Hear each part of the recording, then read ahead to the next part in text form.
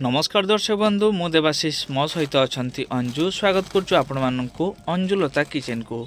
ये आमर धिंगरी छतु चाष होती धिंगरी छतु देकी आम गोटे रेसिपी बनइबू जहाँकि समस्त को पसंद आसब। तो घरे मु छतु चाष कै तेणु मो पाखे बहुत धिंगरी छतुर बेड अच्छी एबे से छतु बेड्रु छतु तोलुची युवाक नहीं आम जो रेसिपीटा बनइबा समस्त को भल लगे खायापाई कि आशा करुँची आपण मानक भिडियोटी निश्चय भल लगे तेणु भिडियोटी को आपण मैंने शेष पर्यंत निश्चय देखंतु। आमर ये रेसिपीटा जो जो जिनस सब दरकार आम ये नहींचु आम नहीं मीडियम साइजर 2टा आलू किछि धिंगरी छतु पियाज टमाटो एवं कंचा लंका आउ धिंगरी छतुर मूल कुटा लगी को परिष्कार करिकी मूल टिके काटिकी बाद दे देवाई हम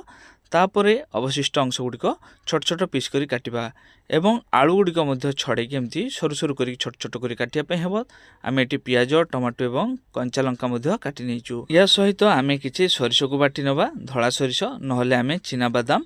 किंबा आमे काजू बादाम बा चारू मगज को टिके पेस्ट करनवा। एबे हमें देदेवा कड़ाई अल्प टिके तेल टिके गरम होला परे तापरे हमें देदेवा पाखापाखि गोटे चामच जीरा टिके हेई आसीबा परे काटी रखिथिबा कंचा लंका को देदेवा पई हबो तापरे हमें टिके एमती उल्टपाल्ट करनवा 2 ରୁ 3 थर उल्टपाल्ट कला परे जेतेबेले हमर कंचा लंकाटा हेई आसीबो तापरे हमें देदेवा पियाज दे साला परे पुणी हमको टिके समय कसिया पई हबो धीरे धीरे देखिबे पियाजटा टिके नरम हेई आसीबो। एबे हमें या परे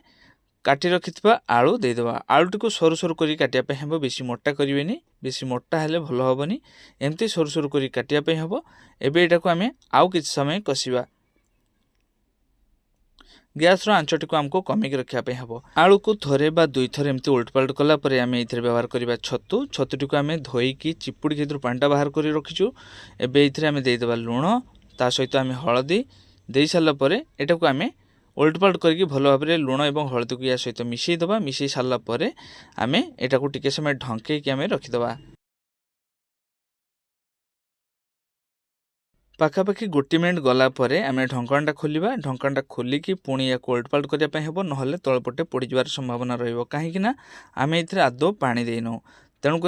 गैस आंचटी को कमेकी रखापी हम एवं अल्प अल्प समय आम यहाँ ढंकई रखा। एबे ये आम टमाटो देदेबा टमाटो दे सारा पर पुणी या आम कि समय ढंकई रखा जहाँफल टमाटो आम सीझीज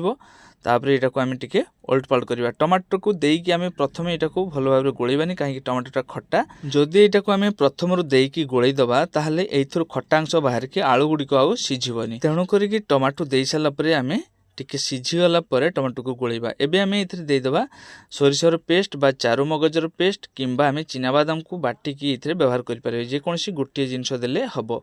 ता सहित आम टिके लंका गुंड देचु जदि आप अधिक राग खायापी चाहती ताले लंका गुंड व्यवहार करेंगे नहले व्यवहार न करेंगे। एबे ये अल्प टिके पानी दबार आवश्यकता अच्छी कहीं सुखी आसलानी आलू किंतु भल भाव सीझिनी। एबे एटा को आम ढंकई रखा किछि समय पर देखंतु यार पानी अंशटा पूरा सुखी जाइए। एबे एटा को टिके उल्टपाल्ट करिकी अल्प टिके पानी ये देकी पुणी आमको आउ किछि समय सीझापी हम कहीं यहाँ पूरा भजा भाया हो जाए किंतु आम यहाँ को भजा तैयारी करूनी आम यहाँ को गोटे घांट भाया तैयारी करूँ जोटू को आम गाँवली भाषा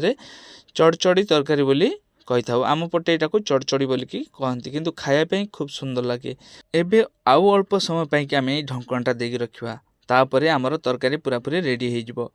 एबे देखंतु आमर तरकारीटा खूब सुंदर देखा जाउछि खायापी पूरापूरी रेडी एटा को आपण रोटी सह मुढ़ी सह भात सह